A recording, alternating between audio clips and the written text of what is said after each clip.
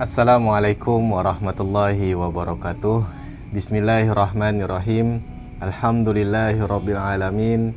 Allahumma shalli wa sallim wa barik ala sayyidina Muhammadin an-nuri dzati wa sirisari fi sairil asma'i wa sifat wa ala alihi wa sahbihi wa sallim, amma ba'du. Halo sahabat sirah, kembali lagi bersama saya Ahmad Hafizi di Sisi Rahmat. Pada video kali ini kita akan membahas kisah seputar sahabat Rasulullah sallallahu alaihi wasallam. Beliau termasuk daripada Khulafatur Rasyidin yang ketiga, dan nama beliau adalah Sayyidina Utsman ibnu Affan radhiyallahu an. Sebelum kita memulai kisah beliau, alangkah baiknya bagi kalian yang belum mensubscribe channel ini, silahkan subscribe terlebih dahulu dan bagikan sebanyak-banyaknya terhadap orang lain agar channel ini dapat memberikan manfaat terhadap mereka. Dan bagi kalian yang sudah mensubscribe channel ini, saya ucapkan terima kasih. Baiklah, mari kita mulai kisah beliau, Sayyidina Utsman bin Affan radhiyallahu an. Beliau Sayyidina Utsman bin Affan radhiyallahu an adalah sahabat Nabi sallallahu alaihi wasallam yang termasuk Khulafatur Rasyidin yang ketiga. Beliau dijuluki Dzun Nurain, yang berarti pemilik dua cahaya. Julukan ini didapat karena Sayyidina Utsman telah menikahi putri kedua dan putri ketiga daripada Rasulullah sallallahu alaihi wasallam, yaitu Ruqayyah dan Ummu Kulthum. Beliau juga dikenal sebagai pedagang kaya raya dan ekonom yang handal namun sangat dermawan. Banyak bantuan ekonomi yang diberikannya kepada umat Islam di awal dakwah Islam. Sayyidina Utsman bin Affan radhiyallahu an lahir pada tahun 574 Miladiah. Khalifah Sayyidina Utsman bin Affan radhiyallahu an dikepung oleh pemberontak selama 40 hari dimulai daripada bulan Ramadan hingga bulan Dzulhijjah. Beliau diberi dua ultimatum oleh pemberontak, yaitu Ghafiqi dan Sudan, yaitu mengundurkan diri ataukah dibunuh. Meskipun Sayyidina Utsman mempunyai kekuatan untuk menyingkirkan para pemberontak, namun ia berprinsip untuk tidak menumpahkan darah umat Islam. Sayyidina Utsman akhirnya wafat sebagai syahid pada bulan Dzulhijjah tahun 35 Hijriah. Ketika para pemberontak berhasil memasuki rumahnya dan membunuh Sayyidina Utsman saat sedang membaca Al-Quran. Persis seperti yang disampaikan oleh Rasulullah SAW perihal kematian Sayyidina Utsman yang syahid nantinya. Peristiwa pembunuhan Sayyidina Utsman berawal dari pengepungan rumah beliau oleh para pemberontak selama 40 hari. Sayyidina Utsman wafat pada hari Jumat tanggal 18 Dzulhijjah tahun 35 Hijriah. Ia dimakamkan di pekuburan Baqi di Madinah. Nasab beliau adalah Utsman bin Affan bin Abi al-As bin Umayyah bin Abdu Asyam bin Abdu Manaf bin Qusay bin Kilab bin Murrah bin Ka'ab bin Luway bin Ghalib bin Fihr bin Malik bin An-Nadar bin Kinanah bin Khuzaimah bin Mudrikah bin Ilyas bin Mudar bin Nizar bin Ma'addu bin Adnan. Referensi daripada kitab Tabaqatul Kubra. Ibunya bernama Arwa binti Quraish bin Rabi'ah bin Hubayb bin Abdu Asyam, dan neneknya bernama Ummu Hakim Bilda bin Abdul Muttalib, bibi Rasulullah sallallahu alaihi wasallam. Dan dari sisi nasab, Sayyidina Utsman bin Affan radhiyallahu an memiliki kerabatan yang sangat dekat dengan Nabi sallallahu alaihi wasallam. Selain sebagai keponakan Rasulullah, Sayyidina Utsman pun juga menjadi menantunya Rasulullah sallallahu alaihi wasallam dengan menikahi dua orang putrinya. Sayyidina Utsman bin Affan termasuk di antara 10 orang sahabat yang dijamin masuk surga. Beliau juga menjadi 6 orang anggota surga dan salah seorang khalifah al-Mahdiyin yang diperintahkan untuk mengikuti sunnahnya. Beliau Sayyidina Utsman bin Affan radhiyallahu an mendapatkan pendidikan yang sangat baik. Belajar membaca dan menulis pada usia dini. Khalifah Sayyidina Utsman bin Affan radhiyallahu an adalah murid langsung daripada Rasulullah sallallahu alaihi wasallam. Masya Allah. Sayyidina Utsman bin Affan radhiyallahu an adalah sahabat Nabi sallallahu alaihi wasallam yang memiliki sifat yang sangat pemalu. Seperti yang disebutkan dalam sebuah hadis, orang yang paling penyayang di antara umatku adalah Abu Bakar. Yang paling tegas dalam menegakkan agama Allah adalah Umar. Yang paling pemalu adalah Utsman. Yang paling mengetahui tentang halal dan haram adalah Muaz bin Jabal. Yang paling hafal tentang Al-Quran adalah Ubay bin Ka'ab. dan yang paling mengetahui ilmu waris adalah Zaid bin Thabit. Setiap umat mempunyai seseorang yang terpercaya, dan orang yang terpercaya di kalangan umatku adalah Abu Ubaidah bin Jarrah. Hadis ini diriwayatkan oleh Ahmad. Az-Zuhri mengatakan bahwa Sayyidina Utsman bin Affan radhiyallahu an berwajah rupawan, bentuk mulutnya yang sangat bagus, berbahu bidang, berdahi lebar, dan mempunyai telapak kaki yang lebar.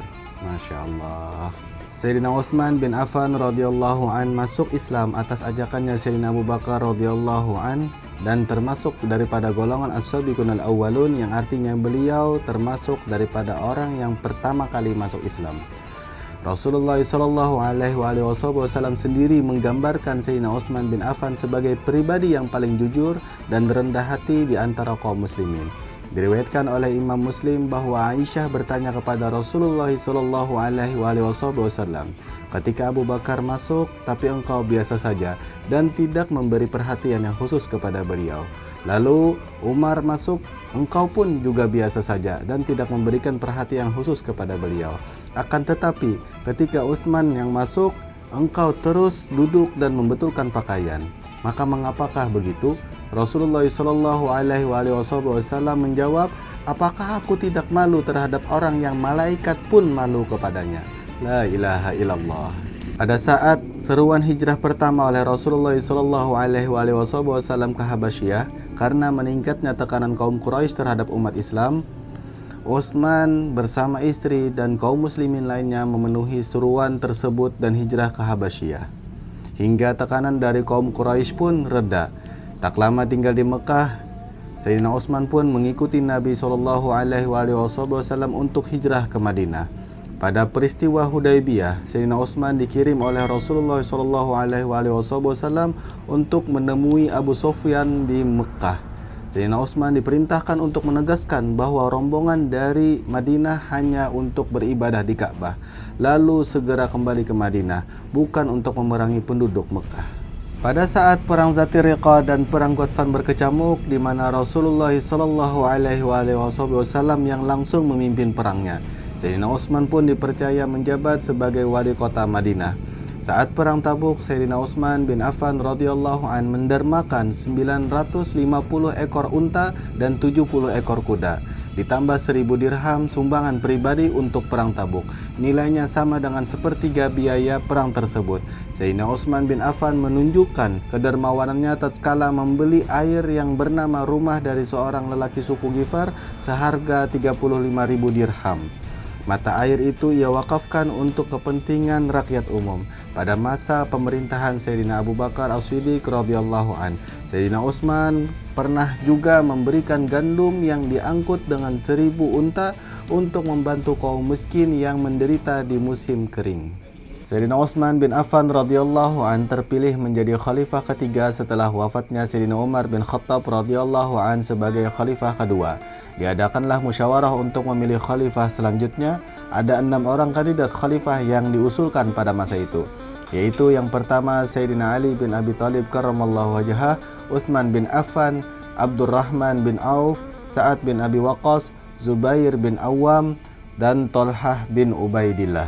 Selanjutnya Abdurrahman bin Auf, Sa'ad bin Abi Waqqas, Zubair bin Awam, dan Thalhah bin Ubaidillah mengundurkan diri hingga hanya Utsman dan Sayyidina Ali bin Abi Thalib karramallahu wajhah yang tertinggal.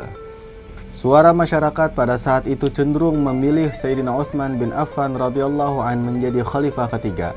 Maka diangkatlah Sayyidina Utsman yang berumur 70 tahun menjadi khalifah ketiga dan yang tertua, serta yang pertama dipilih dari beberapa calon.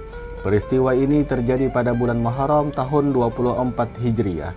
Sayyidina Utsman menjadi khalifah di saat pemerintah Islam telah betul-betul mapan dan terstruktur. Ada lagi kisah dari Ibnu Umar radhiyallahu an. Beliau menceritakan bahwa Jahjah Al-Ghifari mendekati Sayyidina Utsman bin Affan radhiyallahu an yang sedang berada di atas mimbar. Jahjah merebut tongkat Sayyidina Utsman bin Affan lalu mematahkannya. Belum lewat setahun, Allah menimpakan penyakit yang menggerogoti tangan Jahjah hingga merenggut kematiannya. Ini riwayat daripada Al-Barudi dan Ibnu Sakan. Dalam riwayat lain dikisahkan bahwa Jahjah Al-Ghifari mendekati Sayyidina Utsman bin Affan yang sedang berkhutbah, merebut tongkat dari tangan Sayyidina Utsman dan meletakkannya di atas lututnya, lalu mematahkannya. Orang-orang menjerit, Allah lalu menimpakan penyakit pada lutut Jahjah dan tidak sampai setahun ia meninggal. Ini riwayat daripada Ibnu Sakan dari Falih bin Sulaiman.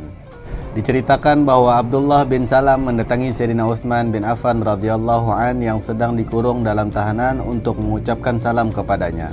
Sayyidina Utsman pun bercerita, kata beliau, "Selamat datang saudaraku. Aku melihat Rasulullah sallallahu alaihi wasallam dalam ventilasi kecil ini."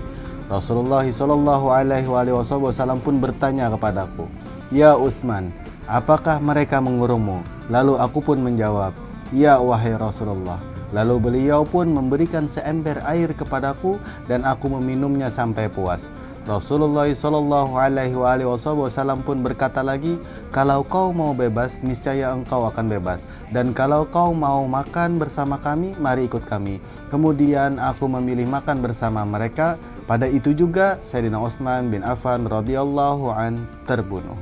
Menurut Jalaluddin As-Suyuti, kisah ini adalah kisah masyhur yang diriwayatkan dalam kitab-kitab hadis dengan beberapa sanad yang berbeda, termasuk jalur sanad Harits bin Abi Usamah.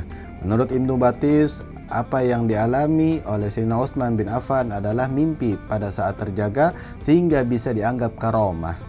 Karena semua orang bisa bermimpi ketika tidur, maka mimpi ketika tidur tidak termasuk kejadian luar biasa yang bisa dianggap sebagai karomah. Hal ini disepakati oleh orang-orang yang mengingkari karomah para wali. Dikutip dalam Tabaqatul Munawi dari kitab Itsbatul Karomah karya Ibnu Batis. Nah, sahabat sirah, itulah tadi kisah Sayyidina Utsman bin Affan radhiyallahu an. Semoga dengan berkat kita mendengarkan kisah beliau tadi, Allah memberikan rahmatnya yang luas kepada kita semua. Dan apabila kalian mendukung dengan konten ini, silahkan kalian subscribe dan share sebanyak-banyaknya. Dan apabila kalian menyukai dengan konten ini, silahkan kalian like dan berikan komentar yang positif. Terima kasih. Assalamualaikum warahmatullahi wabarakatuh.